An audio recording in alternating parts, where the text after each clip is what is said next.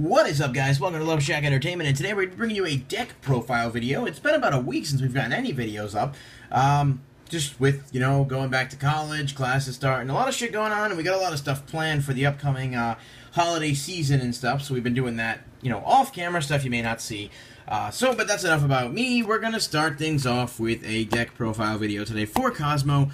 As promised, it just took me a little while longer to get everything than I expected, but hopefully you guys will find this video to your liking, and for those of you that are looking for an idea of at least where to start with an updated Kozmo build, hopefully we can give you that here.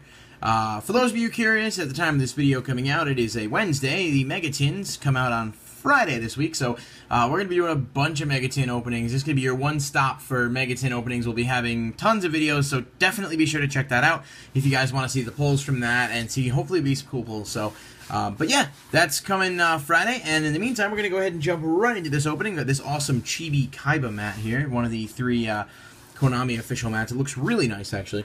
So let's jump into this with monsters. And for those of you unfamiliar, Kozmo is a TCG exclusive archetype that so far only has 5 cards, I believe, and they're based on psychics and machines with some likeness from Star Wars and such. So let's get started, though. I've been talking a bit more than I intended to. So we get 3 Kozmo Farm Girl, which is like the centerpiece of the deck. Level 3 monster. During either player's turn, you can banish this card, special summon one level 4 or higher Kozmo monster from your hand. When this card inflicts battle damage to your opponent, pay 500 life points, add 1 Kozmo card from your deck to your hand. So this really enables your OTKs, not to mention being a level 3 psychic, so it is an emergency teleport target, and lets you search. So that's essentially what sets up the majority of the combos. And then for the other Kozmo monster, we have 3 Kozmo Good Witch. So it has the same banish special effect, which lets you really, put a lot of damage on board, especially during the battle phase. But you can also pay 500 life points, target 1 face-up monster on your opponent's field, change it to face-down defense position. So it can let you get over some big stuff. It can, get over a Thunder King, things like that might stop you from searching. We've got 3 Kozmo Forerunners. This is one of the 2 big guys. Generally which you just bring out with one of their effects. Now, Forerunner, what makes it so strong is that it cannot be targeted by an opponent's card effect. So 2800 attack, once it's out on the field, it's pretty difficult to get over unless you can either run it over in battle or, Dark Hole, Regeki, etc. And then, if this card is destroyed by battle or by a card effect and sent to the graveyard, you can banish this card from your graveyard, special summon one level 6 or lower Kozmo monster from your deck. So, basically, you can see how those combos work well, and I know there's going to be a lot of people watching this video that already know how the deck works, so I don't want to spend too much time talking about it, but I wanted to make sure to at least touch on it a bit. And 3 Kozmo Slip Rider is the other level 5 or higher monster. When it's special summon, you can pop a spell or trap on the field, and then when it's destroyed, you can special a Kozmo from deck. So, obviously, you can see why that would be a useful asset as well. So that's it for the Kozmo monsters, and all things considered, hopefully once the deck gets some more support, this deck build will change a little bit. 3 Jiragido, so this is, or Jiragido, or however the hell it's pronounced, people get mad at me for that.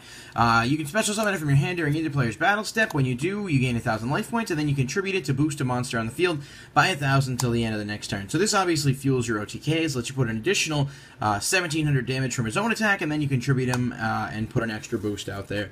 Jiragido is really good in the deck for that reason. 2 Honest, you would play 3 if you could, and if you're in the OCG, I guess you can, but you don't have this deck yet, so. But Honest, just, fuels OTKs, you're running so many light monsters, so it's just obviously a really strong card. The only time you would really not play Honest is if your opponent was siding in Macro, Cosmos, D-Fissure, stuff like that. And that's obviously dependent on the matchups and such. And then 2 Max C, which I think should be 3 possibly. I just don't know what we'd cut from it yet, but got to do a little bit more testing around with it. Max C is just too good of a card right now not to play, and it really does hit everything. So it allows you to just make up some of the advantage you lose if they do manage to get over Forerunner and stuff, because the deck does trade some field advantage for hand advantage. Hand advantage, field advantage. So you can never hurt to have too many cards in your hand with Max C, and it can save you the game if you draw into an Honest or a Jiragido or something using it during your opponent's turn. And then for the monsters, the last 2 would be Ghost Ogre and Snow Rabbit. It's a Psychic Tuner. It's like an effect veiler, but it only works, obviously, when a card is face up on the field, and it destroys the monster, but does not negate the effect. So this can get over Cliff Orts, like if you're, going second, your opponent opens with Scout, Tanky, etc., things like that. Plus, it's a tuner, so it gives your deck a lot of options. Now, I will say, you don't Synchro Summon much with this deck, but having the opportunity to Synchro Summon, if you need to get over, a tight spot, is definitely worth it, in my opinion, and from my experience with playtesting. So we have 3 Kozmo Town. This is the field spell. It does all sorts of shenanigans. Basically, once per turn, you can add a banished Kozmo from your banished zone, obviously, to your hand, and then you take damage equal to its level times 100. And then once per turn, you can shuffle any number of Kozmo monsters in your hand into the deck, and then draw that same number of cards. And then when Kozmo Town is destroyed by a card effect, you can add a different Kozmo, or add any Kozmo card from your deck to your hand. So, really powerful field spell. Really sets the deck up to get a lot of lost resources back. Triple MST, I would argue the only deck probably maining this right now, or at least playing it in this many numbers, but the deck really does get hit really, really hard by stuff like Vanities, Imperial Iron Wall, so my own personal preference is to max it out at 3, just so that I'm able to get over those floodgates, because I really do think this deck, especially being as OTK-centric as it is, if you know you're going to have game and you have an MST, then screw it, you can blind MST and clear the field to make sure that you can put all that damage on the board. So that's why I like that. 3, Emergency Teleport. It is self-explanatory, really. Special Farm Girl from the deck. Put an extra 1,400 damage out. You can use this to special summon Ghost Ogre from the deck if you need to go for a Synchro Summon. I don't do that much, but again, being able to make Black Rose, Ancient Fairy Dragon sometimes if you need to get out of a tight spot. E-Telly is just too good not to play. And then 2 Dark Hole. Gets over stuff and lets your Farm Girl attack directly, but also if your machines are destroyed, like Forerunner and Slip Rider and such, even by Dark Hole, they get their effects anyway, so it doesn't hurt you much at all. And it's powerful to have. 1 Terraforming. I was playing this at 2 before, but I kind of devoted the space to other things. This is just to get Kozmo Town, which, you get decent draw power, different search power, but having the 1 Terraforming can't hurt, although it would probably be the first thing to come out if we did decide to change anything else.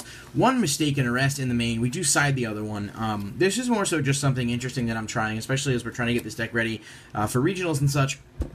But Mistaken Arrest is like a mistake, but it only works, for the remainder of the next turn. So it stops Necros, can hurt BA, but it doesn't really stop BA. And even in the mirror match, can stop opponents' Farm Girls from going off and such. I found it to be really good, but I just don't like it at 2 necessarily. The option of playing 1 in the main, 1 in the side is that if it's useless against a deck, you can slide it out for something else. If it's good against a deck, you put the other one in. But at least in game 1, you have a better shot of doing some damage. And 1 limiter removal, because, machines, OTK, like, whatever. And if it does kill them at the end of the turn, you can just special summon a Kozmo from the deck, so no negatives there. 1 Regeki, I'm not going to go into that. And 1 Sacred Sword of the 7 Stars, sort of a tech card. A lot of initial builds where this deck ran Gorge at 3 and Forerunner at 3, so you had a lot more targets. We're not playing Gorge anymore. I feel like it kind of counteracts Kozmo Town and such. But this is still cool with Forerunner, especially because you can add the banished Forerunner back to your hand after you draw with it. So it's one of those things that's just a one-of, but it seems to work pretty well, and definitely up to your own discretion. And then for traps, the last 3 would be Torrential, Solemn, Bottomless. Really, you don't need to play a lot of traps in here. You have so much, maneuverability, is that a word?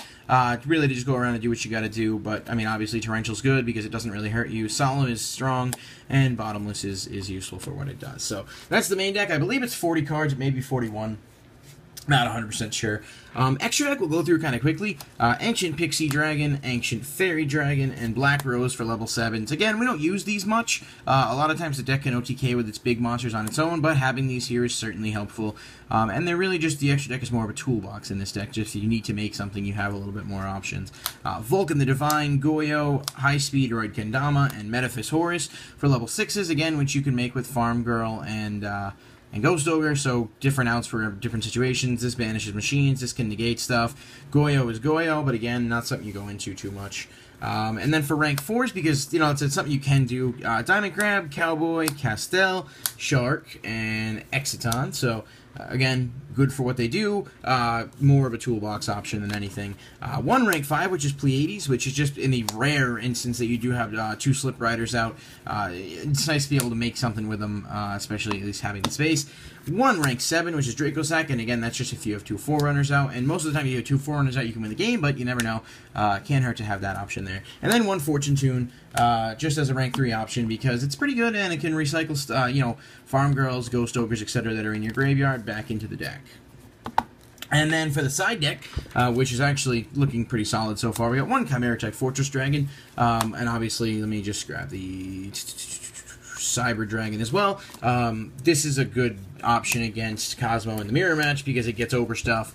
and really that's why you play it more than anything else. This is, you special Cyber Dragon, you can fusion with Forerunner, Slip Rider, etc., and just be able to get over that stuff. But Rogue Machine decks, if they're out there, I guess it's not too bad against that either. One Compulse is kind of like right now, especially with Pendulums being so prevalent, because, obviously, you can just kind of special the Pendulum again after you bounce to the hand, but it's not too bad against BA, especially to get over Dante's and stuff. And it does have some use against Necros, depending on what what you're doing, getting over some Xyz. So it can't hurt to have it there. There's not a lot of instances in which it's used. Defissure macro, these destroy Burning Abyss and don't hurt you much at all because you don't really mind the banishing too much. So in the instance that you do have to side these in, you can just toy around with the main build, get rid of Maxi, Honest, and stuff like that. And really just try to do the best you can to find something that works. 2 Artifact Lancia. This is tribute this card to the end of the rest of the turn. Neither player can banish cards, so this is a great side card against Infernoids. It's a great side card against other decks as well, so it's not too bad. And then we have 2 Wavering Eyes, which is really just for Cliffort matchups and such. 2 Royal Decree, because we don't really play a lot of traps anyway, so it's better to enable the OTKs in decks like BA and other decks that maybe are rogue, like Heroes that play a lot of traps. It's definitely worth it to be able to stop those. 2 Retaliating Sea, which are actually going to be switched over to Flying Sea, because there's really no point playing Retaliating Sea in here, and Flying Sea seems to be just a better matchup overall. So basically those are coming out for Flying Seas. The 1 Mistaken Arrest, like I talked about, and then 1 Vanity's Emptiness, because again, against BA and stuff, you side in a lot of stuff. It just makes your options stronger. So overall, yeah, that's the build. It's pretty simple, pretty self-explanatory, but I think it's a fun deck, and I think it's definitely got some potential to be a real player in the competitive scene going forward. So hopefully you guys enjoyed this deck profile video. Feel free to leave a comment below, and I'll see you next time right here at Loveshack Entertainment.